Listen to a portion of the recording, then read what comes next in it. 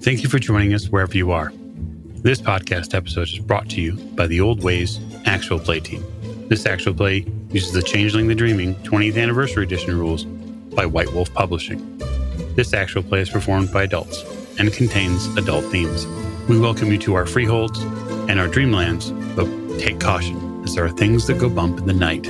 All content, including names, places, events, companies, and etc., which may bear resemblance to entities living or from places from far beyond dreams, is strictly coincidental. And now, on with the show. Thank you for joining us again on another episode of the Old Ways Podcast. I am not your storyteller, your handler, or your keeper this evening. We have something special in mind. And to get that jump started, we're going to hand the fair Acadian door over. Shiny golden ball. Look at that. It's all sparkly. I'd gladly take that from you, Mike. Thank you very much. And I promise I will take very good care of it. Thank you for joining us. And I hope tonight to begin a wonderful new journey in the World of Darkness Changeling the Dreaming story that will be called Whispers of the Lost. Who will be playing in this game tonight? That is a very good question. I'm glad you asked. By the way, that's a very nice sweater. Next to me at the table.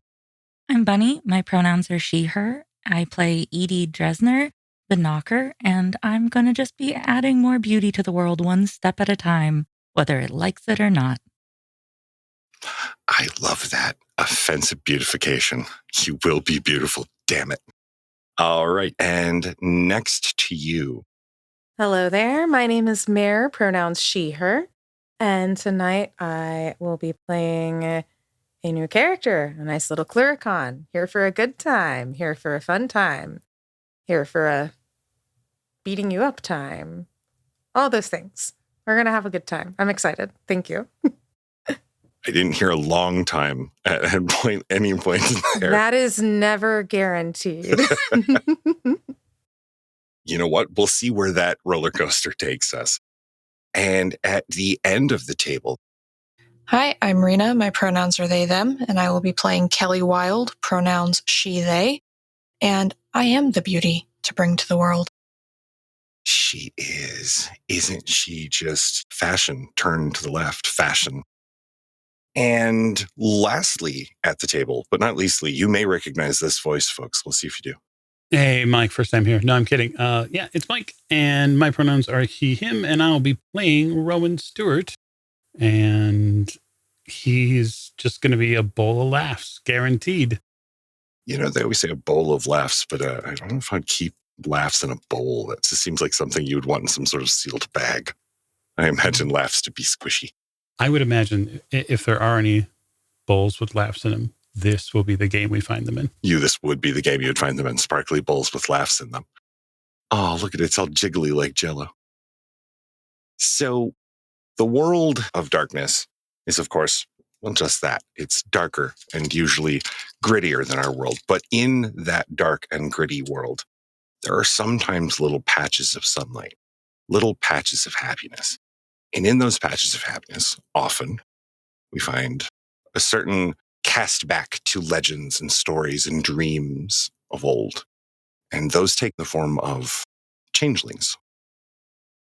Aaron, you are behind the counter currently. The countertop's nice and cool under your fingertips because you have spent all morning working a cash register and a double handle espresso machine, doing a brisk trade at a little cafe called Cat's Cradle. Cat's Cradle is inside of an old limestone block church, beige in color on the outside. It's not painted or anything. Very large, ornate glass windows.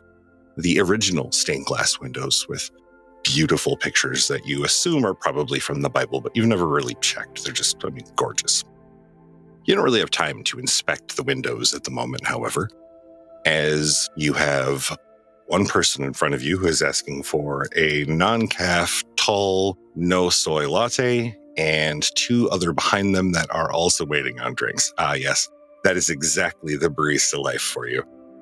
The urge to draw inappropriate things on the tops of their foam is nearly overwhelming as you slide the drink towards the woman in front of you, gives you a huff and a snuff, throws a quarter into the tip jug in front of you. Clank.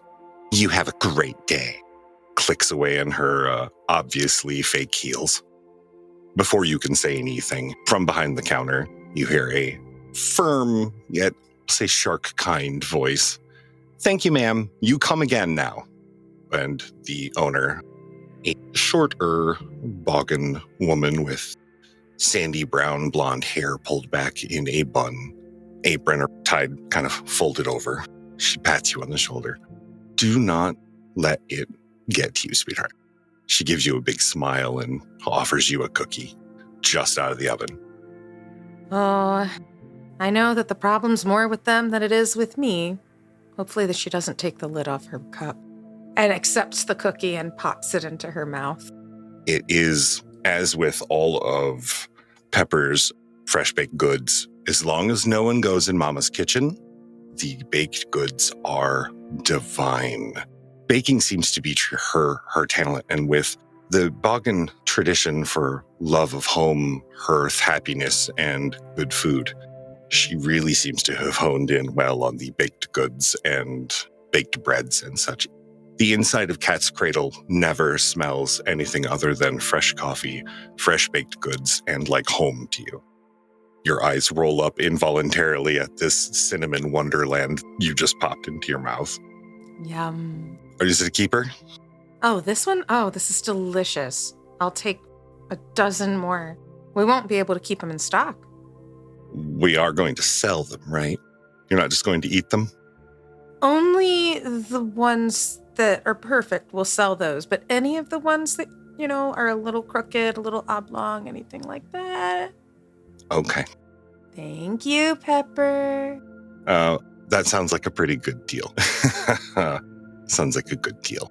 A little hand tugs on your apron, and you look down, and there's a little girl with jet black hair with a blonde streak that runs out of the brow. She has little ears that poke up through the sides of her hair in little corner points, and two tiny little fangs, and next to the left fang, she's missing a tooth. She looks up at you. I wasn't supposed to have one until you had one first. Can I have one? Here, you can have the other half of this. I've got to get some more beans ground before we get the rush. And she breaks part of the cookie that she's already eaten, the crescent shape, breaks that crescent shape in half, and shares it with Cat. Cat pops it in her mouth. And, oh, it's got cinnamon in it. I don't like cinnamon, but that's okay. It's still good, Mom. And she gives her a quick hug and then runs off. The next person in the counter is like, oh, okay, I'd like a... And you are immediately plunged back into the repetitive retail of making coffee and such. It's not as glamorous as all that, but here at Cat's Cradle, you don't mind as much. At the bar, working with the drunks is not as much fun, and you get a lot more frustration and anger from the common people here.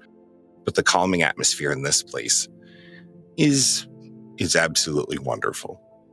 So as you continue to make drinks and such, Pepper is back in the kitchen and tooling along.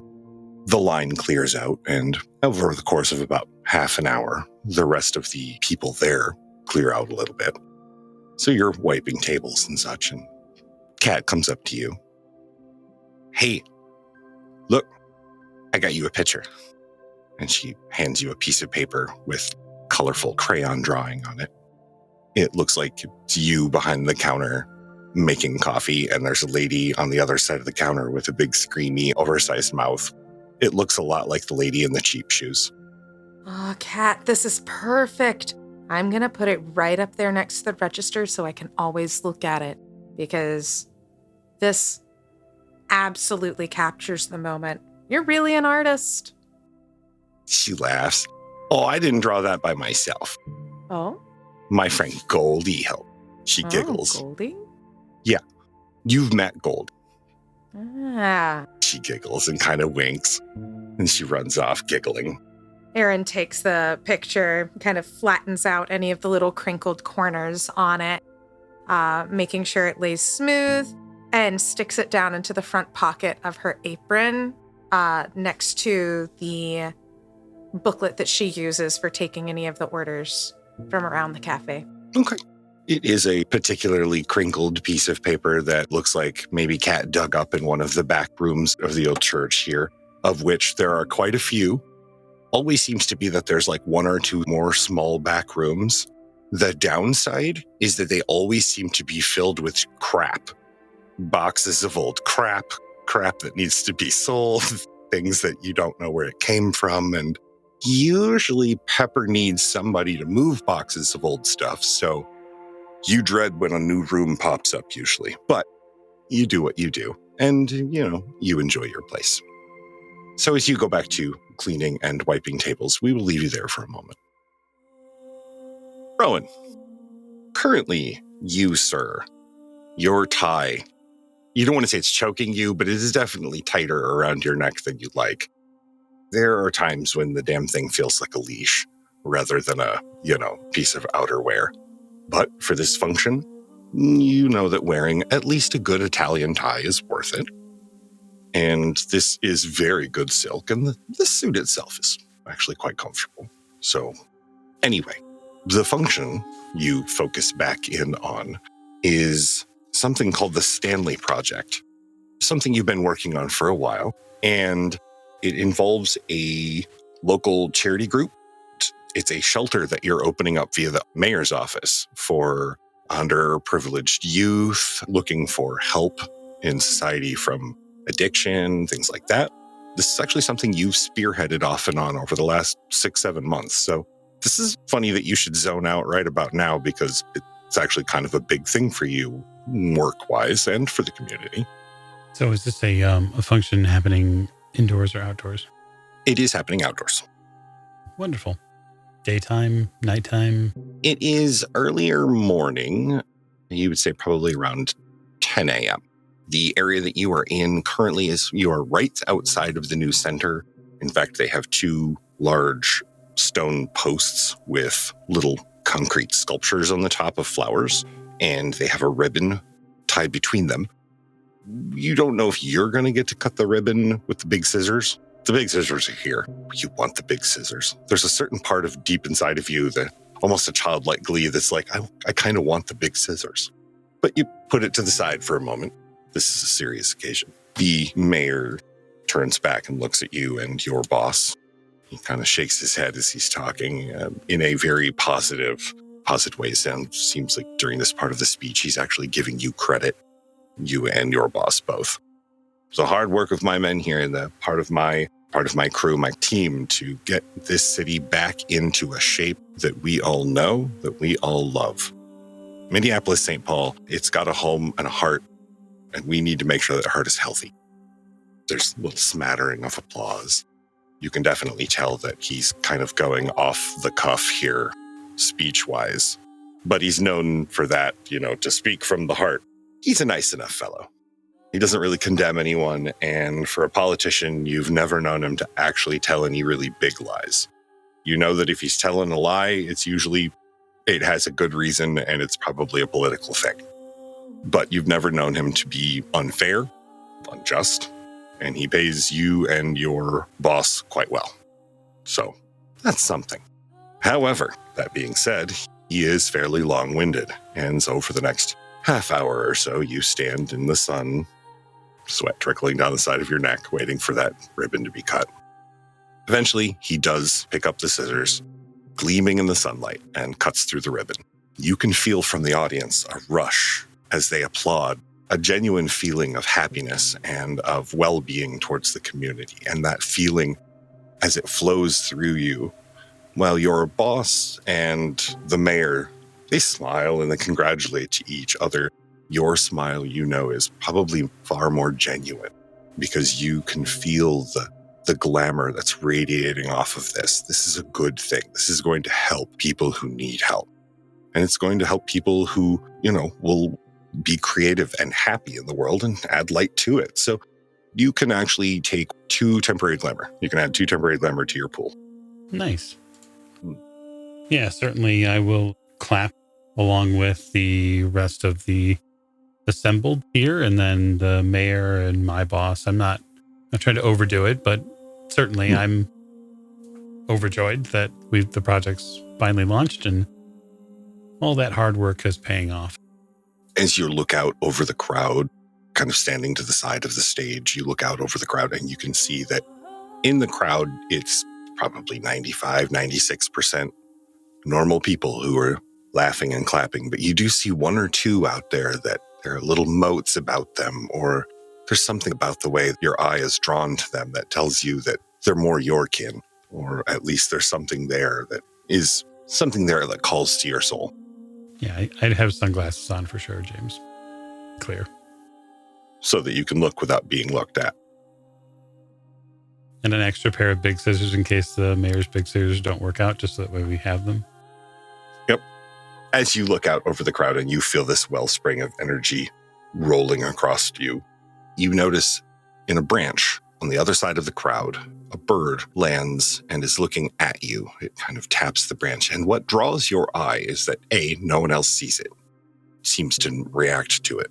And B, it looks like a crow. If a crow was, say, 25% larger than your average crow, it's not huge, but it is. If you saw a crow this size anywhere else, you would be like, holy shit, that's the mother of all crows. And that's the crow that ate the other crows. The thing that really draws your eye is that it's silver. It does have a black undertone to it, but the feathers are more silver than anything. And it definitely seems to be looking at you more than anything. I'll give it a respectful nod. Crows, in many cultures, are to be revered. They are part of the process. This crow obviously is something more. It also nods and it seems to bow almost. It extends one of its feet out and seems to drop its head as if it were bowing to you. The leg that it extends out is black. The feathers are silver, but the skin of the raven is black. And there is something white tied to its leg. You can see that much from where you're at. Yeah, how far is this crow from me? It's on the other side of the crowd, so probably, I don't know, what's the size of a 10, 15 rows of folding chairs? Okay, so it has a message for me, and I'm going to have to get to it at some point. But once the general hubbub is perhaps a little broken up, I'll dip out. I'll say something to my boss like, I'm going to go check on Tom and see if he's got the account ready. Oh, yeah, absolutely. Hey, and good work on this. Real good work. This is going to make us look great come next election. He shakes your hand. Well, he is just overjoyed. Points his thumb at the mayor, who is hip deep and glad handing everybody in a suit around him. I try not to wince at the idea of doing it for only political benefit, not for the benefit of the people who are supposed to help. That all inside, and just make another little mark on the mental calendar about who my boss probably really is, and nod, and then say, "Yep, I'll let you know what happens with Tom." Thanks. Walk off. He goes back to also glad handing some of the people that are on his same business social status level. Certainly. I make a rather direct move for the crow, provided I'm not interdicted by other people trying to glad hand me. If so, I certainly would be, I would accompany them as far as, what they needed. They wanted to say thank you, shake my hand, etc. You do get actually one or two people that seem to recognize your efforts. One of them does seem to be one of the people that your eye was drawn to in the crowd. And now that you can see him a little, he's standing up. Everyone was sitting. You can see why, as he stands a good 1.5 feet taller than everyone around here. And his skin is, it's the color of a sky with no clouds on a morning where you just woke up from not enough sleep, but it was because you were on a good date. He walks over. Hey, listen, I really want to thank you. Offers you a hand that's the size of a small frying pan. I take it genuinely. You're welcome. Name's Torrig. I have a brother that's out there on the street somewhere, and hopefully a place like this will help bring him back. That's the idea. If you can locate him, let him know that the facility and services will be open within a few days. Nods, and pats you on the shoulder hard enough to A, wrinkle your suit, and B, wrinkle your scapula. He almost tips you over with one meaty hand, but he doesn't seem to be doing it on purpose, just that he seems to be monstrously strong. Certainly.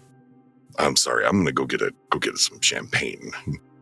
You walking away and envision those hands trying to pick up a champagne flute. With that vision dancing in you like sugar plum in your head, you arrive at the Raven. Okay. He again nods to you, bows, extends the one leg out that has the note tied to it. Good morning, Sir Raven. I take the note. The note is the address of the Cat's Cradle and the crest of House Fiona. Oh, well, it's at least familiar then. Oh, yes. I'll read the note. You unroll the note, unfold it and such, and it's very brief. Come to Cat's Cradle, bring gear, new arrival soon, stop. Very well. The Raven shrugs, kind of recombobulates itself, preens for a moment, very deliberately plucks out one of the small feathers, silver feathers on its chest, and lays it on the concrete wall that it's standing on right in front of you, taps it twice to push it towards you, and then takes flight again, and is gone in seconds. Take the gift, and the spirit was delivered. All right. Going to attempt to extricate yourself from the social situation and head that way? Mm-hmm. All right. So, Edie, you don't want to say super excited, but you are pretty darn excited this morning because you have a whole slew of new outfits. And, well, not only have you been working your fingers to the fucking bone for the last week because of this photo shoot, but the model is actually an up-and-comer. She's well-known in certain circles, and she is gorgeous. Her name is Kelly Wild, and she is going to be putting on probably most of your creations, you hope. I mean, she's supposed to be here in a few minutes. You are all aflutter in the photography space that is set up for the photo shoot today. This is going to be so perfect. You're back and forth. Oh, no, wait, no. I should probably put this over here so they can't see this pile of stuff. And who put these lights here? Etc., etc. Edie, the photographer, his name is Gentry. From the equipment that he pulls out, some of it is very new, high-tech. You drool over that. And then some of it is very low-tech and old school. And in a very different way, you kind of drool over that because it's all very well maintained. And you can tell that he produces art with this equipment. In fact, you as a fae and as a knocker can actually feel literally that he creates art with this equipment. When he pulls it out of the bags, you knock over a tray of brushes and such on accident because you weren't paying attention to what you were doing because it was that slow. Everything was kind of foggy around the edges of the camera, and God, were those cameras moving seductively? How is that possible? You come back to large studio apartment area that is going to be apparently the setup for this photo shoot. He's putting the backdrops up and turning on various lights and such. Kelly, you have been up early since 7 a.m. Prepping, getting ready. Fairly decent shoot today. First of all, it's going to pay some bills. Yay. Second of all, you are working with your very favorite photographer, and Gentry is already setting up. He sent you 3 texts. He says that the designer is here and that while she does seem to be a little clumsy this morning, she seems quite nice. He wants to know how far away you are. This is all in, of course, the Uber on the way over. Takes you only 5-10 minutes before you arrive at an old brick building. It looks like a 3-floor, probably converted studio loft. But the industrial elevator with the large painted metal grate slides shut with a clang. You go up to the 3rd floor. Eddie, you can hear the elevator coming up. That telltale old whir of the motors is letting you know that at least someone is on their way. And only moments later, there stands the model of the day who will be dressed in your goods, Kelly Wilde. Kelly, it's a pretty decent little studio here. You've taken pictures in some pretty divey places. This is not one of them. Gentry comes over and he gives you a double cheek kiss. Sweetheart, I'm glad you could make it. Wouldn't dream of missing it. I'm always up for a new challenge. I do, and I appreciate it. Over here, let me show you another genius. He takes you by the arm. He kind of wraps you arm in arm and drags you over to a woman who is currently arranging and rearranging equipment next to a rack of clothing. This is Kelly Wilde. And he gestures to the model. And Kelly, this is Edie. Kelly, I've done my part. I'm going to go over here now and get things ready. He walks away. Kelly, you're stunning. You're going to look so amazing in these. You're going to set the world aflame with these beautiful creations on you. I hope they all fit you. Oh, I'm so excited to work with you. Oh, you're just what I pictured. Well, I would hope so. Having a look that one can picture is kind of my stock in trade. Start flicking through some of the clothes that are on the hangers. They are unique. None of these are anything that you like what you have seen before.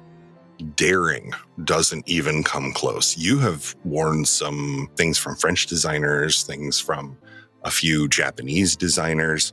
These blow them out of the water, but they're not tacky. They don't seem to be just garbage stuck to fabric, because you've actually worn garbage stuck to fabric before. This is not that. These are actually quite engaging. A lot of them will have, one of them has a gear assembly as a closing mechanism instead of a zipper, a rotating gear that closes the shirt that way. You see some pretty impressive, in fact, you're not even sure how some of these are done clothing designs here. Cock my head at an angle that looks slightly off, not normal kind of head angle, out of curiosity. These are fantastic. I thank you. I work very hard on these. I just get so excited as new ideas come to me, and I have spent so many days, weeks honing these designs, and I can't wait to see them actually on a person and being shot beautifully. And I just know that Gentry is going to make absolute art out of you and them today. It is going to be the closest to flawless that I can get, I think. Yes, well, that's what you have me for. Just sort of preen a little bit. She doesn't even come off self-centered when she says it. It's more of just a confidence, as if she is assured that that is the way of things. As she, I assuming, is picking lint off of things that you cannot see, straightening wrinkles that you didn't know were there.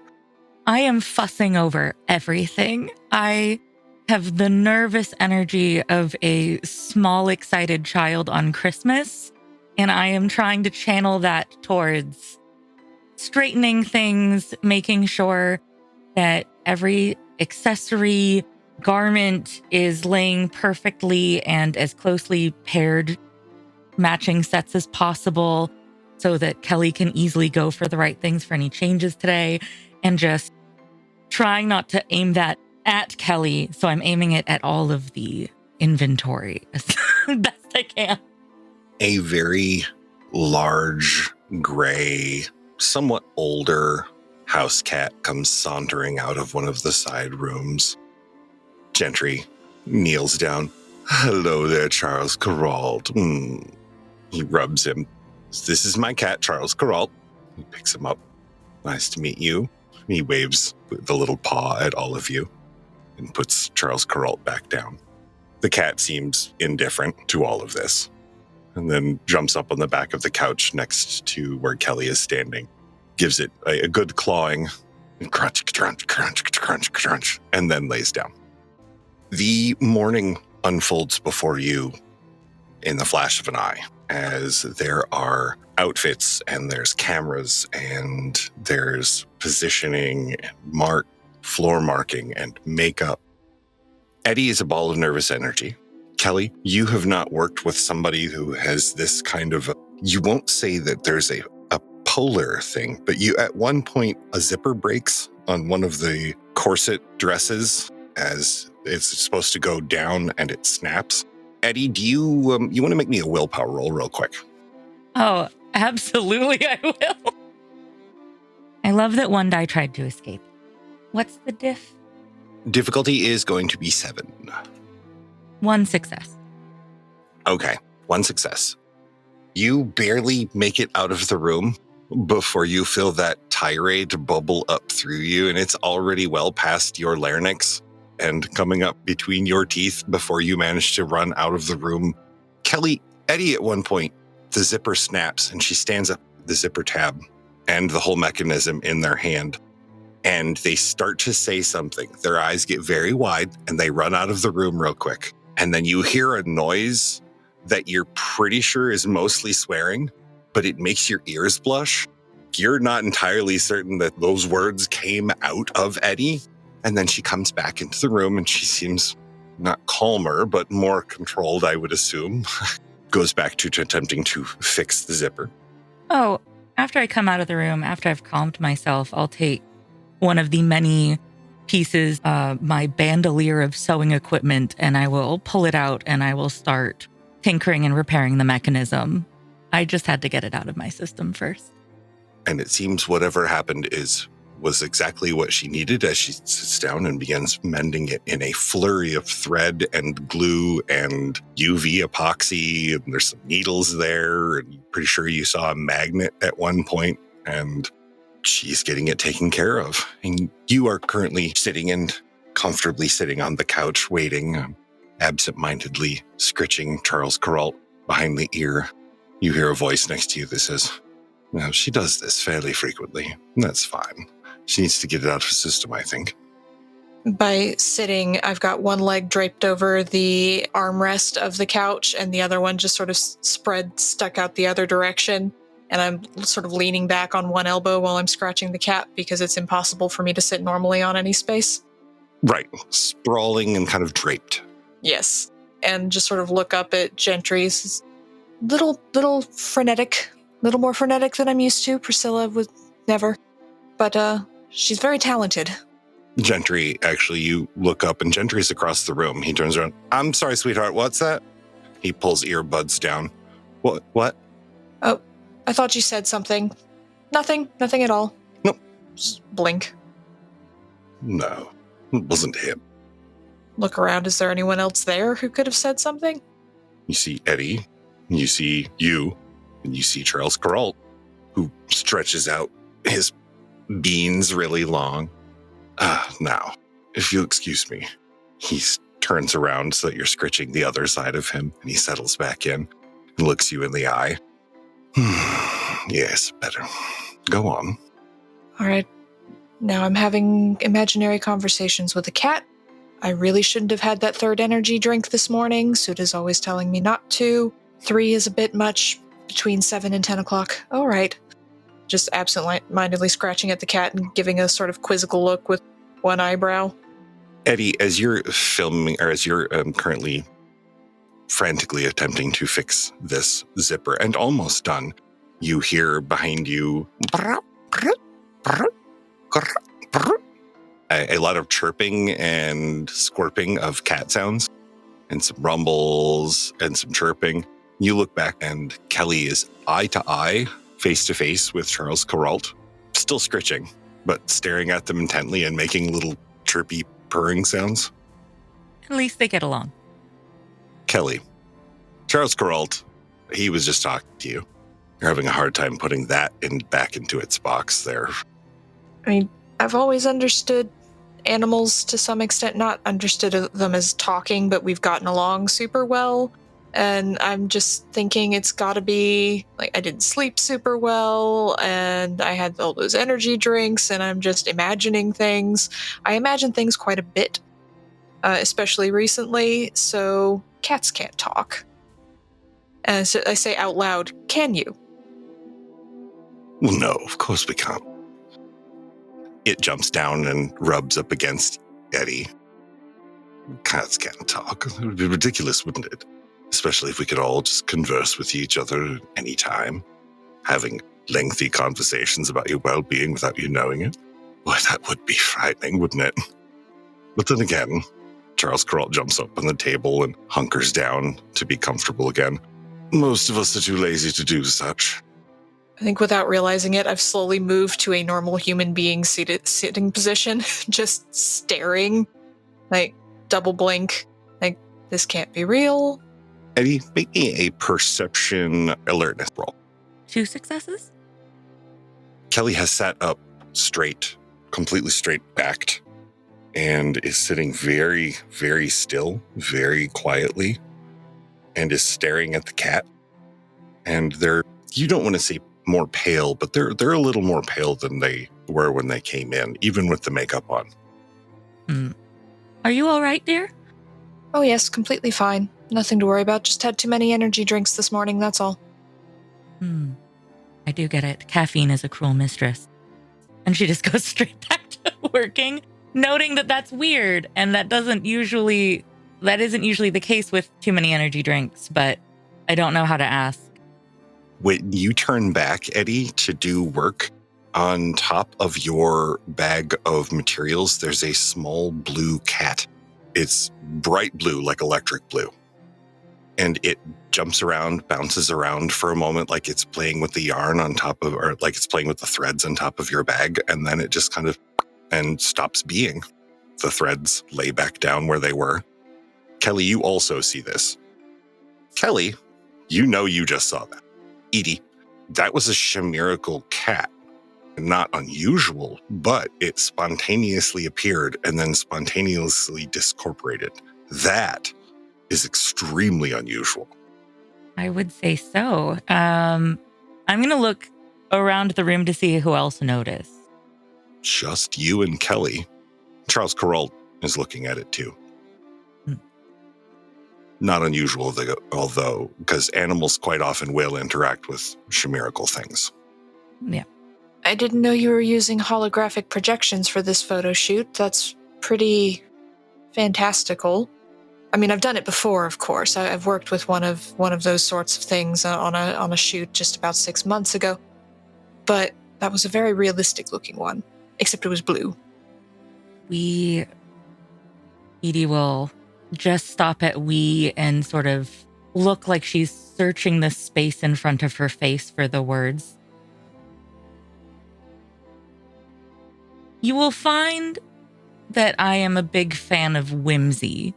I like whimsical things and the fun of life that comes with them. So the more we spend time together, the more likely you are to see it, I think. Kelly, make me a wits etiquette roll, please. Wits etiquette. Oh, that's a fancy one. Yes. I know, right? All right. And I'm using it in a weird way. Okay. 2 successes. Lovely. For a moment, you were going to just unceremoniously and ungracefully plop down on this couch in shock. But right before you do so, you remember that wouldn't look very good at all. In fact, that would just look sloppy and lazy.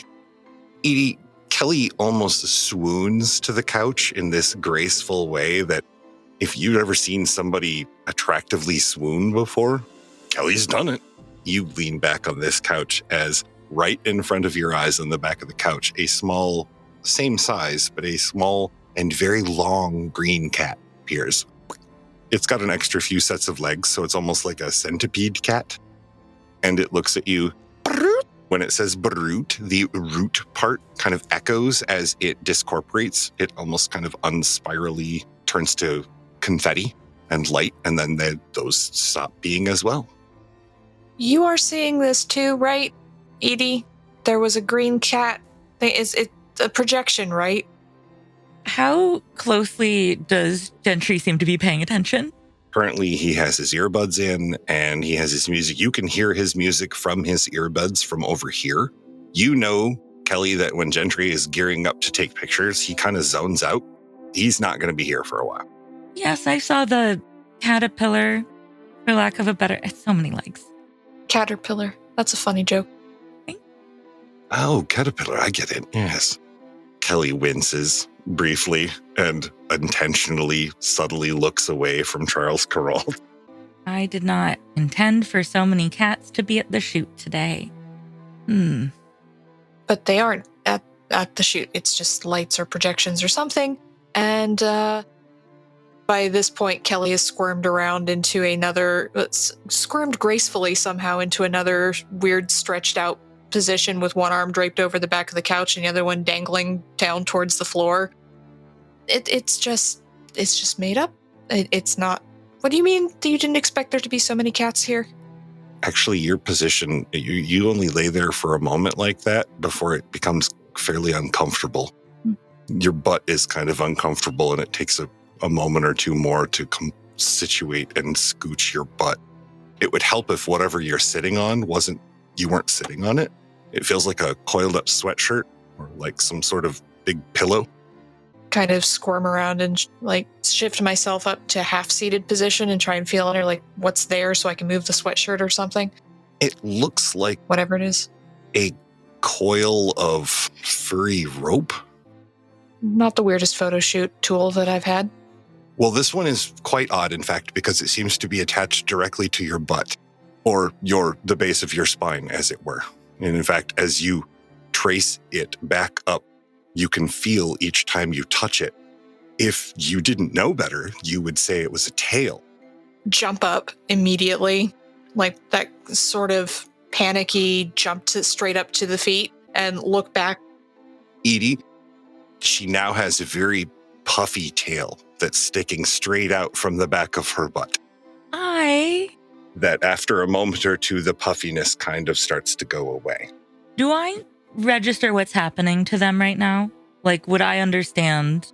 It took you a moment because you've never seen one other than the one that you went through, and it's a very personal experience, but you've never seen it from the outside. But you know for a fact that Kelly didn't have a tail or those little pointy ears on the top of her head before she sat down. Oh. Sort of hunched forward slightly, with my back arched. I'm staring with my hands sort of just stretched out, panting. What is going on? What is happening? And we're going to leave you two there for a moment. We're going to touch base once again with Ronan and E. Rowan, you arrive at the cradle at about, you would say, 12:15, give or take with traffic and as long as it takes to get through. When you get there and you open the front door, there is a flutter above you. Aaron, you have just handled a lunch rush and are currently wiping coffee and cinnamon off of your hands. The smell of toasted espresso beans lingers about you. Rowan, you step through the door. Describe yourself for the audience and E. Rowan is probably around 5'10", 5'11". He's a relatively medium to maybe slight build.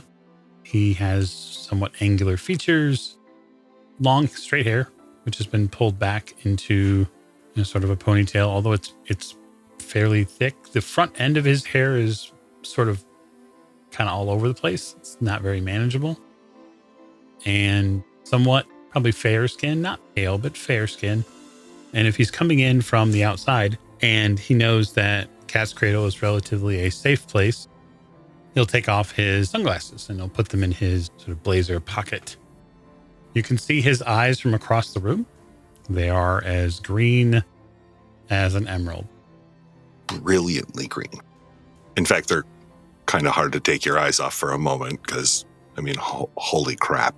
That's where all the green went. Oh, okay. It went in there. Got it. All right. Rowan, you stride across the room towards the counter. The barista. Go ahead and describe yourself there, Aaron. So much like every barista you've ever seen, Aaron is covered in tattoos, has several piercings, a septum piercing, a couple above her eyebrow, her right eyebrow, and then just links on links along her ears and dangling down.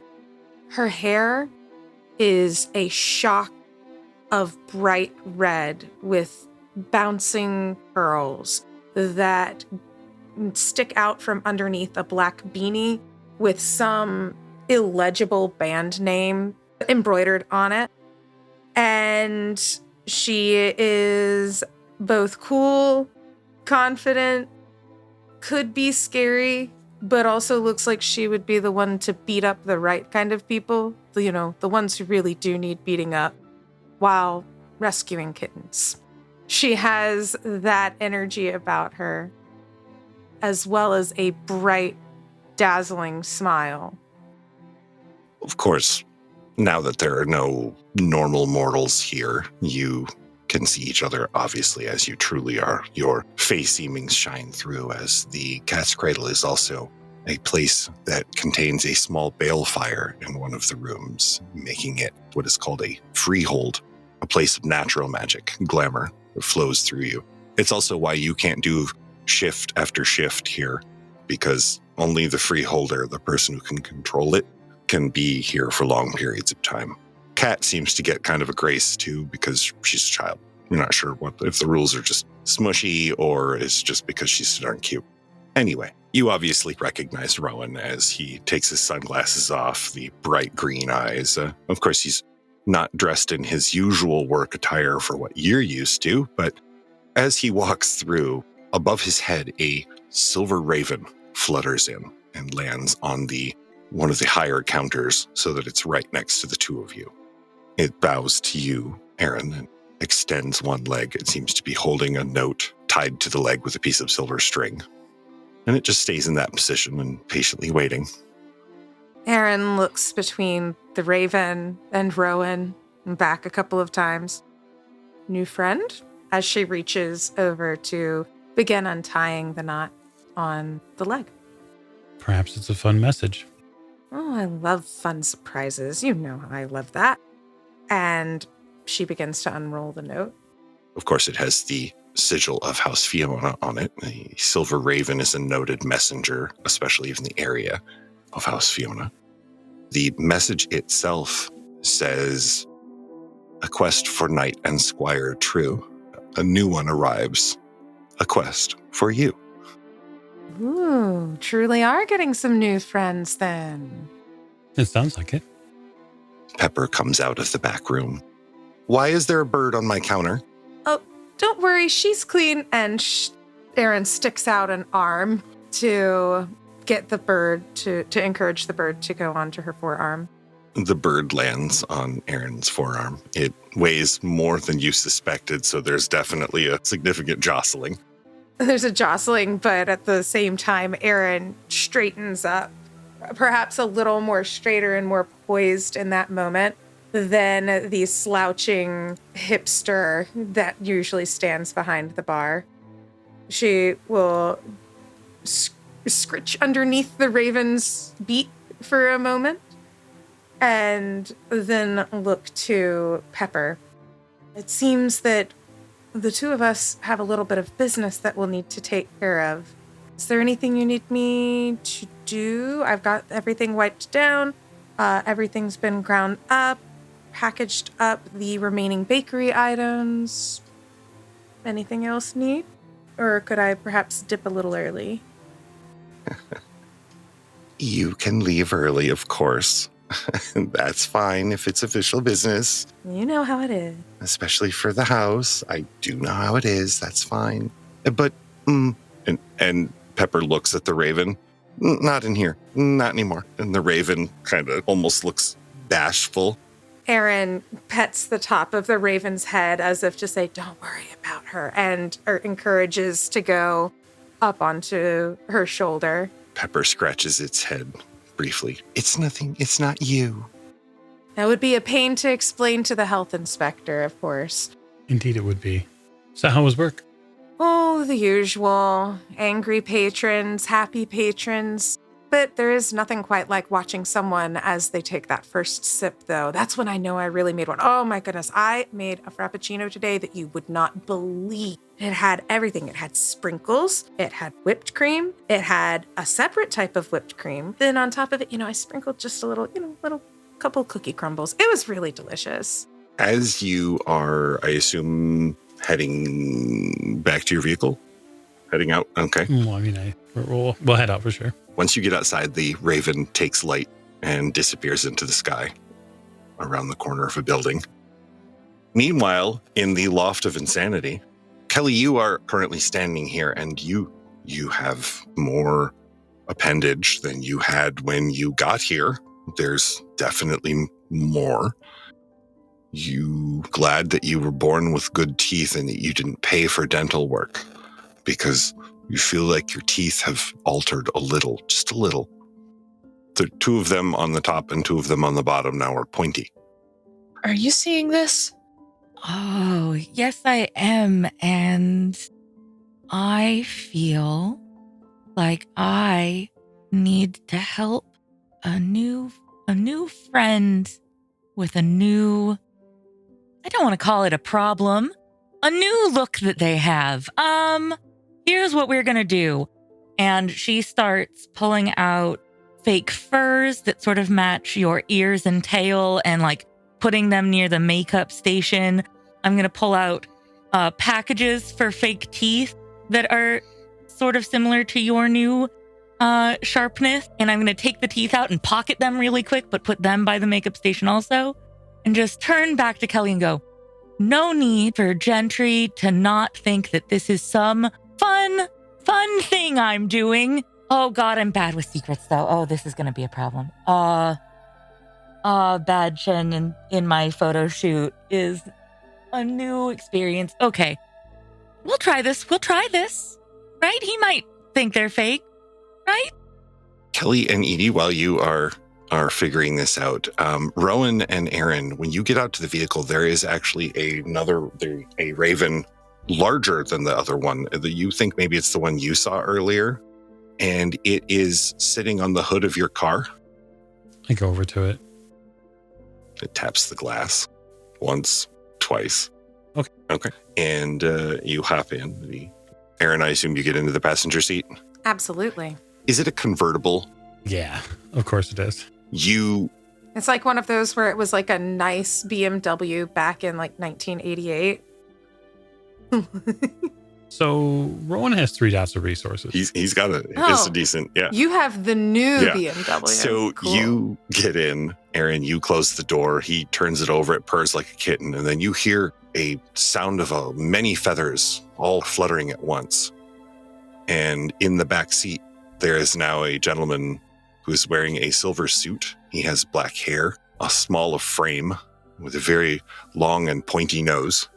His eyes are almost completely black. I adjust the rearview mirror. Official business. You recognize him as Lemarius. He's a messenger for the Duchess. He's a puka. What gave it away? The soothsayers say that you will be busy today, and the Duchess wants to make sure that you're doing a job. The words officious little prick quite often apply to Lemarius, just so you know. We are attempting to be expeditious about it. Good. The Duchess will be here in 4 days' time. I believe she's coming for a visit, and she wants to know that this is taken care of in a timely manner. We'll see to it immediately. Yes, honor to House Fiona. Turns back into a raven and flops away. I wait till we get a little far out of just a couple blocks down. It would be easier to have conversations with some of them if they weren't so dickish. Yep. And I look with open eyes, I suppose. As you're driving, Edie, how are you handling this quickly unraveling situation? It's funny you should say that. I'm quickly unraveling. I pull out my cell phone and I'm going to call Pepper to let her know. A freeholder is usually a font of wisdom, as well as a pillar of stability. This is Pepper. Hey, Pepper, it's Edie. We have a new badge in my photo shoot right now. Just a new fucking friend here. A new friend. Oh, you are what all the feathers and nonsense were about. Okay. Not to gridza too much, but I don't know what to do with this, and I think that What's your address? Oh, I give her my address in a heartbeat. Okay, listen. I text it to her immediately. Don't worry. I'm going to send some people your way, and they will help you with this, okay? I've got you. Don't worry. Pepper will take care of this. I think I have just a normal sothead in my house as a photographer right now. I don't know what to do with. Don't worry, the mists will probably take care of a lot of that. Just play it off, be silly. They have a cute fluffy tail and ears, Pepper. Oh, that's adorable. They have a cute fucking tail and ears, I have a Pepper. soft spot in my heart. Pepper kind of giggles. Take a picture, send it to me. But here's okay, I'll send them the address. Don't text her a picture I stealthily took of Kelly already. They'll be here soon. You get a response of hearts. Okay, I'm going to go swear in my swear pillow, and then I'll deal with new friend until your people get here. Rowan, you get a text from Pepper. It's just an address and an emoji of the house symbol. We have house symbol emojis? Like for House Fiona has its own emoji? Knockers can work on a phone. I don't see why not. See what happens when you play the 20th anniversary edition? That's right. So you, I assume, are heading to the address? We are. We have been tasked. It doesn't take very long. And Kelly, for you, it's just a few minutes because you're still kind of wrapped up in this freaking out because you have a tail.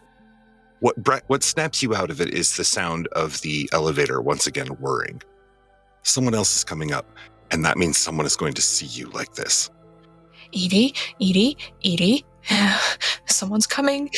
It's a miracle Gentry hasn't already noticed. What the fuck is happening to me? We can't let anybody see me like this.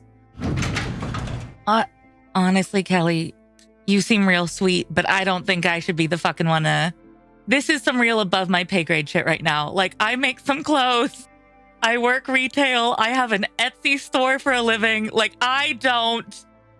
This is above what I deal with. So I called a friend who sent some of her mutes over here, and they're going to talk to you about this because I just want to focus on this goddamn zipper that busted, She is cracking open. She is taking a Red Bull can and cracking open another Red Bull can with the bottom of it and doing that to both of them and just double fisting Red Bulls. And it's like, I'm going to go to my swear corner while they work on you. Let me let them in, and then I'll be in my swear corner, okay? Edie comes over. Because she's a knocker, her skin is slightly pale, ears longer and pointing out to the sides, and her cheeks usually take on a slight blush, especially when swearing, and usually just the tip of the nose. You never noticed these features before, Kelly, but as Edie walks away, you would swear she has longer pointed ears now. I would note that she might also be noticing that Edie's very lanky, but maybe just like a little too long. Her arms and legs just a little too long, and also pinker like her nose and cheeks are, even though the rest, she's very small and pale. Just a little pink. Rowan and Aaron step out of the elevator.